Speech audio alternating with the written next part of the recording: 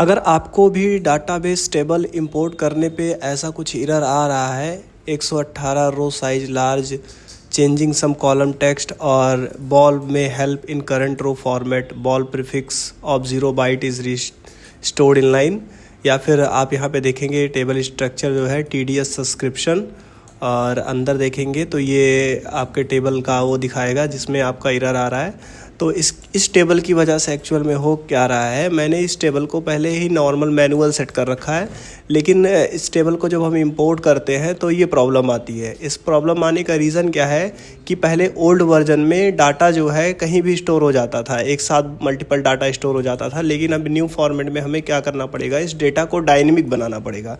तो आपको क्या करना है, इसको पूरा डिलीट कर देना है, इस टेबल को डिलीट करें, और चाहे तो आप cPanel से जाके अपने जो है डाटाबेस को डिलीट कर दें और फिर से डाटाबेस बनाएं, और या फिर इस टेबल को जो है टर्नकेट कर दें या ड्रॉप कर दें, पूरे जितने भी टेबल है इसमें सबको ड्रॉप कर दें। और ड्रॉप करने के बाद क्या करना है, आपको सिंपल सा आपके MySQL को ओपन करना है, जो भी आपका SQL है। जैसे मेरा ये MySQL का ये फॉर्मेट था, तो ये वाला, तो इसको मैंने ओपन कर रखा है। तो ओपन करके आपको सर्च करना है ये लाइन, इंजन इन नोड डिफ़ॉल्ट कैरेक्टर सेट। ये अभी इंजन इन नोड जो है वो डिफ़ॉल्ट सेट है, इसको हमें डायनेमिक बनाना है। अगर हम इसको डायनेमिक बना देंगे तो ये प्रॉब्लम रिजॉल्व हो जाएगी। तो सबसे आसान तरीका है कि इसको डायनेमिक बनाने के लिए जहाँ पे डिफ़ॉल्ट लिखा है इन नोड, वहाँ पे हम इसको डायनेमिक बना दें, जिससे क्या होगा कि हमारा डाटाबेस टेबल आसानी से एक्सपोर्ट हो जाएगा। तो सबसे पहले आप Ctrl F करके यहाँ पे चेक कर लेंगे, और अगर 10 जगह पे ऐसा लिखा हुआ है तो सब जगह चेंज कर दे, ताकि बाद में आपको कोई भी प्रॉब्लम ना आए। और एक साथ हर जगह चेंज कर देंगे तो वो ज़्यादा बेटर रहेगा। मेरे में एक जगह ऐसा है तो मैंने बाकी जगह चेंज कर लिया है, बस ये लास्ट जो है आपको ये चीज़ लिखना है, ठीक है। जो पहले आपको दिख रहा था वो सर्च करना था, मैं इसका कोड जो है आपको दे दूंगा डिस्क्रिप्शन में, आपको चेंज ये करना है, ठीक है। देखो इन नोड को रो फॉर्मेट को मैंने डायनेमिक बना दिया, ठीक है, डायनेमिक डिफ़ॉल्ट कर दिया। अब इससे क्या होगा, मेरा डाटाबेस टेबल आसानी से अच्छे से एक्सपोर्ट हो जाएगा। इसको सेव कर लिया मैंने, और मैं इसको डिलीट कर दूंगा, इस टेबल को डिलीट करूंगा, और डिलीट करके जो है फिर से एक नया डेटाबेस बनाऊंगा सेम नाम से।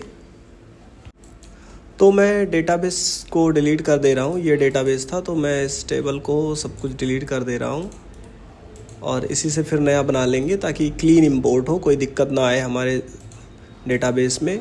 और ये मैंने यूज़र भी डिलीट कर दिया। और करना क्या है, अब आपको फिर से जो है एक नया डेटाबेस बना लेना है। मैं सेम नाम से जो है न्यू डेटाबेस बना लेता हूँ, जिस नाम से मेरा डेटाबेस था उसी नाम से मैं दूसरा बना लेता हूँ। तो ये मैं डेटाबेस का नाम दे दिया मैंने, ये डेटाबेस टेबल मैंने क्रिएट किया, और इसके लिए यूज़र क्रिएट कर देता हूँ, और ये मैंने इसके लिए यूज़र क्रिएट कर दिया, ठीक है। और इसका मैं पासवर्ड बना देता हूँ, ठीक है, ये मैंने डाल दिया पासवर्ड, और इसको यूज़र क्रिएट कर देता हूँ, यूज़र भी क्रिएट हो गया इसके लिए। और अब क्या करना है, हमें यूज़र को डेटाबेस से अटैच करवाना है। तो यहाँ पे यूज़र को डेटाबेस से मैंने अटैच करा दिया। तो ये ऑल प्रिविलेज सेलेक्ट करके आपको मेक चेंजेस कर देने हैं, और इसके बाद क्या करना है, आपको PHP My Admin में आना है। बाकी मैं डिलीट कर देता हूँ यहाँ से। आपको यहाँ से आना है PHP My Admin में, और आपका वो डेटाबेस सेम नाम से फिर से दिखेगा, लेकिन ये ब्लैंक होगा। देखिए इस डेटाबेस में कोई भी टेबल नहीं है। तो आपको यहाँ पे इंपोर्ट पे आना है, और जो डाटा आपने अभी करेक्ट किया, जो SQL आप इंपोर्ट कर रहे थे, उसको इंपोर्ट कर लेना है। तो ये डाटाबेस टेबल था, मैं इसको इंपोर्ट करके देखता हूँ क्या रिज़ल्ट आता है। थोड़ा सा वेट करेंगे और चेक करेंगे कि क्या रिज़ल्ट रहा। और बहुत ज़्यादा टाइम नहीं, ज़्यादा से ज़्यादा 1 से 1.5 मिनट लेता है ये इंपोर्ट होने में, तब तक का वेट करते हैं।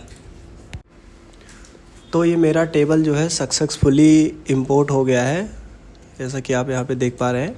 अब मैं सारा काम कर सकता हूँ इस पर, और इसमें कोई भी एरर नहीं आया है।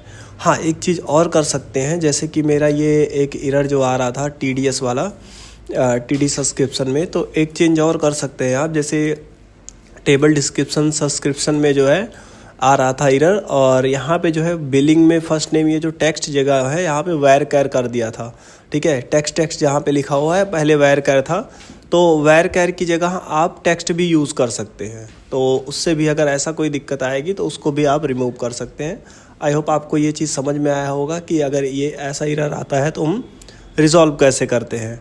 ठीक है, मैं आपको एक बार दिखा दे रहा हूँ। ये मैंने थोड़ा सा यहाँ पे टेक्स्ट कर दिया, ये वेर कैर में था, तो मैं ओल्ड डेटा को एक बार फिर से आपको दिखा देता हूँ। 190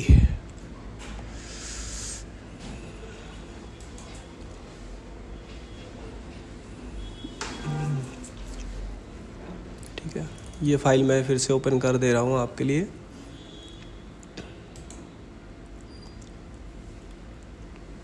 थोड़ा सा वेट करेंगे, ये दोनों फाइल सेम है तो इसलिए भी दिक्कत आ सकती है। तो देखो टेबल डिस्क्रिप्शन ये मैं सर्च कर रहा हूँ, और पहले हमारे पुराने डेटाबेस में ये टेबल डिस्क्रिप्शन जो है कुछ इस तरह से था।